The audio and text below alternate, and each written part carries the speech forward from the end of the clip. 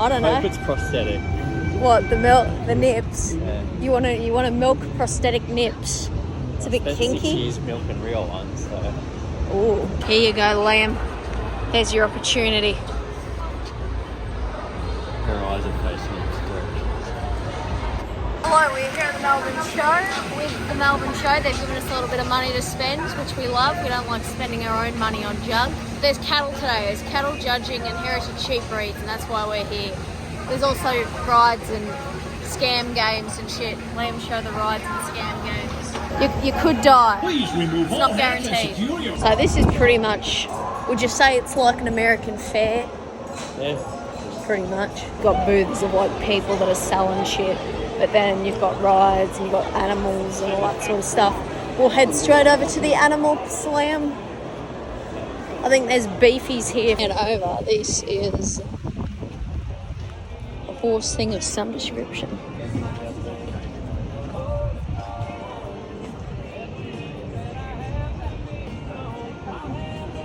We've decided the livestock is just over there in that pavilion, but we're going to eat the meat before we look at it. I don't think you can pay me to get on that one. The reason we're here. Okay, so basically, it's a lot of cows. I can smell a cow. Oh, there's JBS. Liam, you could go work for JBS. JBS is an abattoir. Memento that will remind you of the time that your judge delivered at Melbourne. Thank you very much for the job you did. Thank you very much for the descriptions and the reasons why you placed the animals. That is a big fucking bull.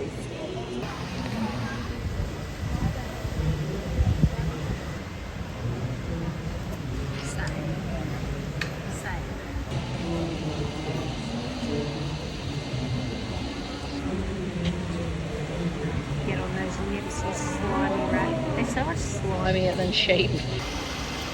You like that flat back?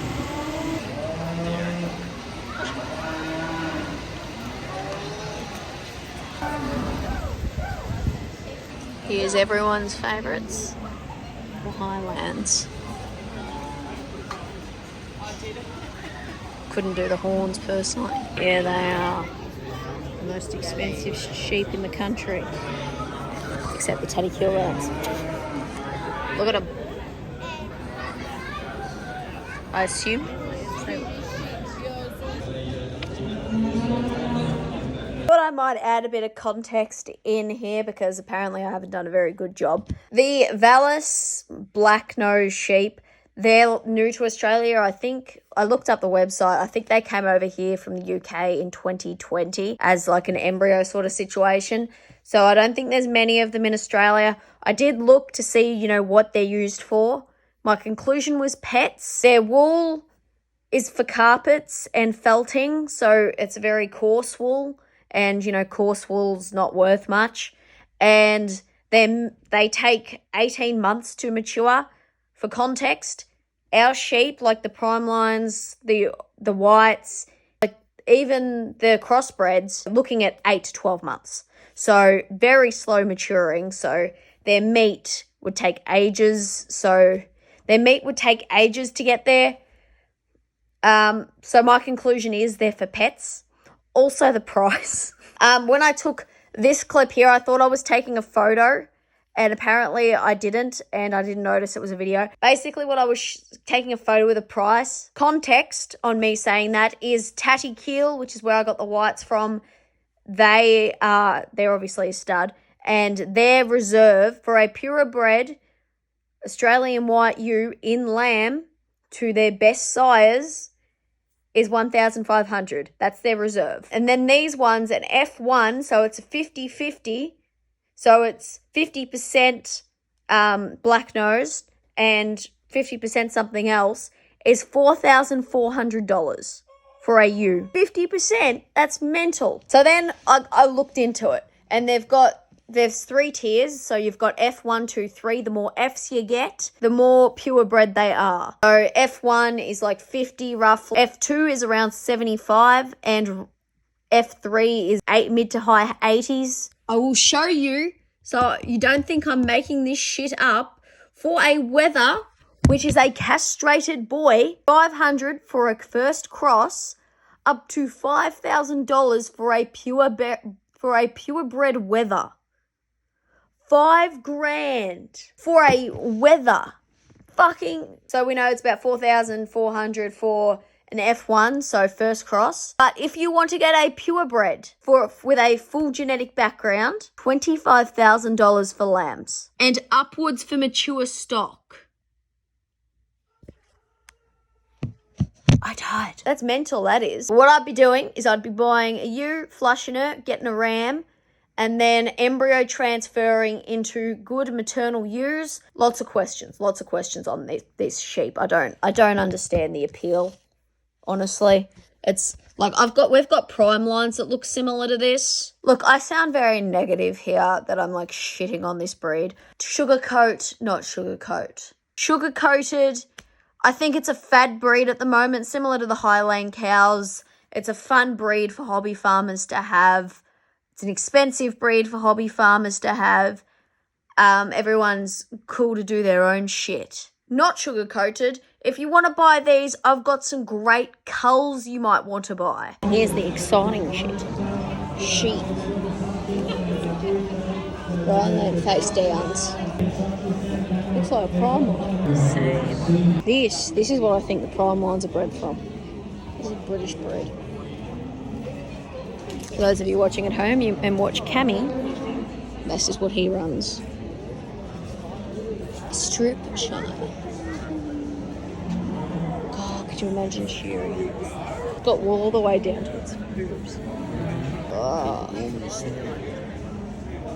Laying in the snow. It was imported to Australia in 1850. Because you look at Australia and you think snow.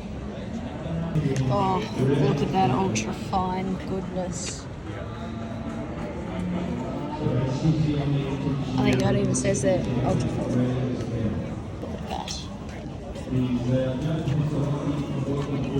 Oh, so here's the scale. Wool, how wool works is you have a scale. You've got like wool and you've got fine, super fine, ultra fine.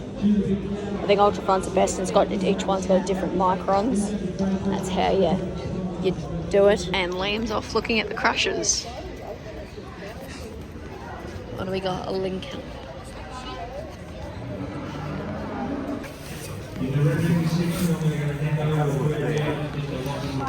Oh yeah, it's like it's very lanolin. Yeah, it's a luster wool.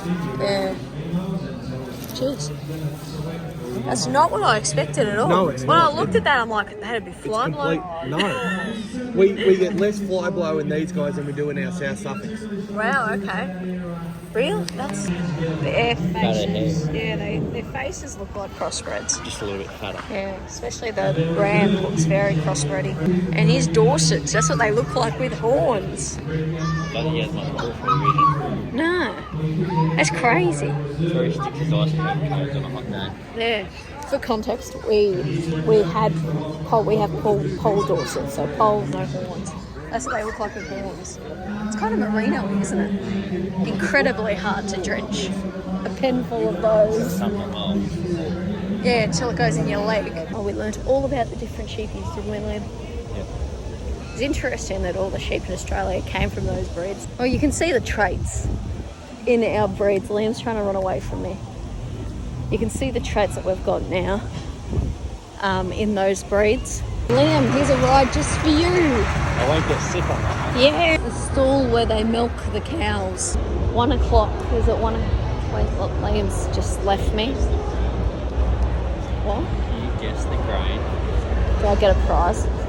Liam wants to relive his childhood. We have to do something exciting today.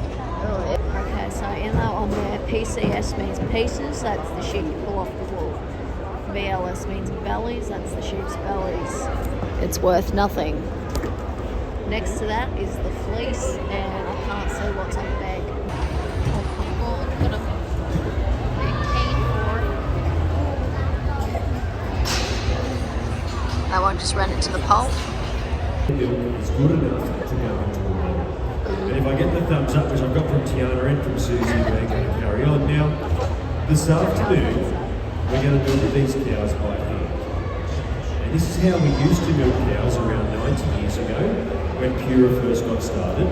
The farmers would sit down beside their cows, they'd milk one cow out until all the cows were done. In Victoria, there's around 90 farms that supply their milk to Pura, and most of those farms are located around Afra and down the Gippsland area. If you are buying skim in the shops, the milk's pasteurised, runs through the separator, the cream's taken out, the skim milk's put into a bottle and off to the shops and go. There's a lot of people that want to milk the cow, Liam. You got that as a privilege. Yeah, it was so much fun. I am tall enough. About 10 centimetres. I've got the brakes on this one, check it out, in time for the next one, thank you. Lift up your safety bars, as you go back to the show, time to take your Oh, Liam, you could go on the giant slide. I smell pigs. Oh, There's a line to go and pet the animals. There's a real hike to all the ag shit. We're going to see the dogs. There's not yards, so I don't know what they're going to do. Sheep have been a part of Australian family since the first fleet arrived in 1788, and for many years since then. this is Disney. Jack Briscoe and a few of his best Kelpie mates. Go get 'em, Jack. And that's what I do for a living. I'm a farmer down in Geelong, and I get to work my dogs on my livestock. Now the livestock we've got to enjoy, so you can see straight away he's out around the livestock. He's trying to herd the livestock to me, slowly but surely. What I'm going to do now is I've got to block the way I don't want him to go. So if I want this dog to go anti-clockwise around sheep, what I do is I put the stick in my right hand, block where I don't want the dog to go.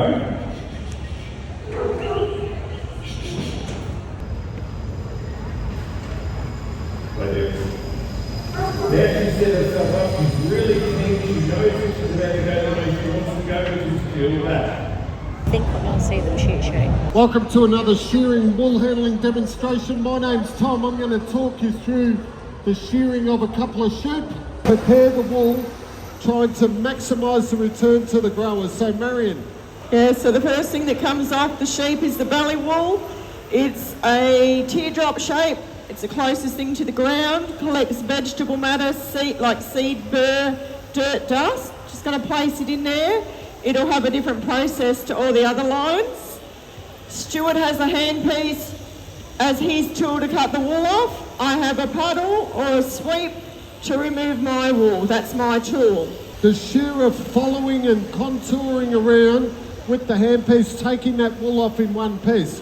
We don't just cut it up, that just wrecks all the wool. So even within Australia, by the end of May, they're shearing in Queensland. So if someone wanted to travel and really keep working, the opportunity to work their way down from Queensland, down through Victoria and even into Tasmania well into next year is there.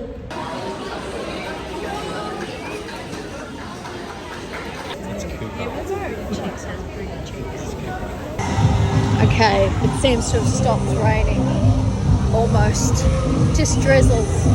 What do you want to do, Liam? Do you want to do some shit games? I've got my doll whip. Is it as good as Disney?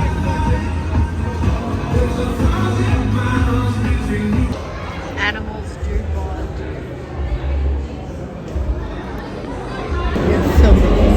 Hello, Mr. Goat. Carl.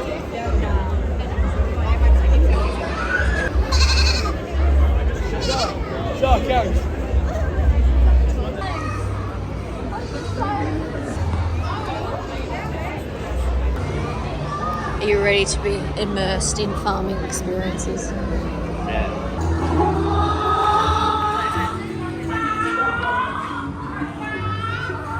your dream to be immersed in chickens. I'm a chicken.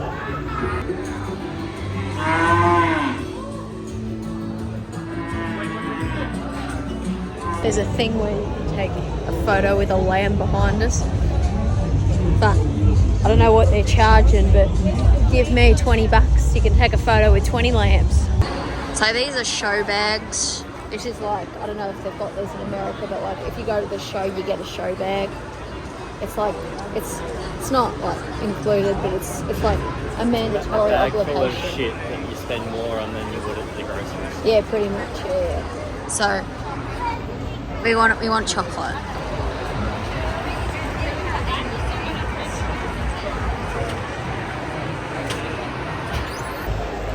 Got the mugs. They ran out before. They did not understand this was a haunted house, alright?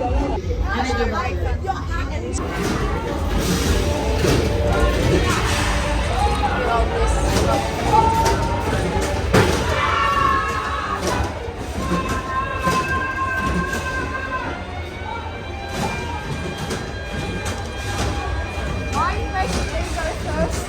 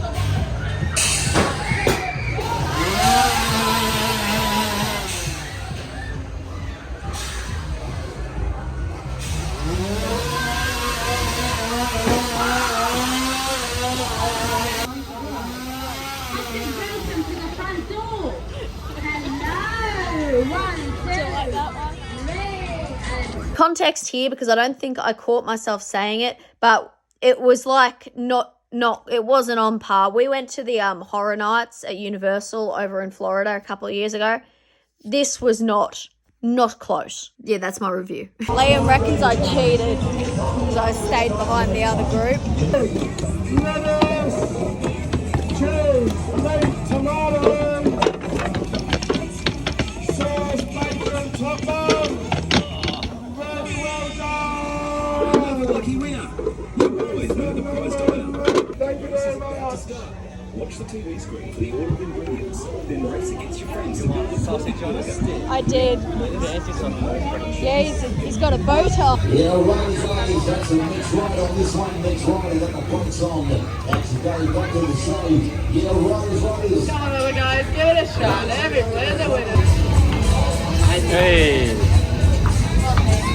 You got one more?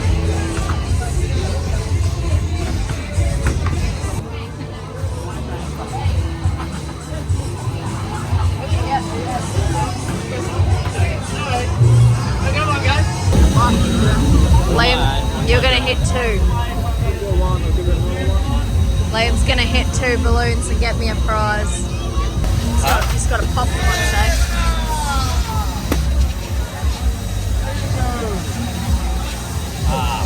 Heading back on the train now. We've got a ferry cross and a heap of random shit. Did you have a good time? Yeah. Same.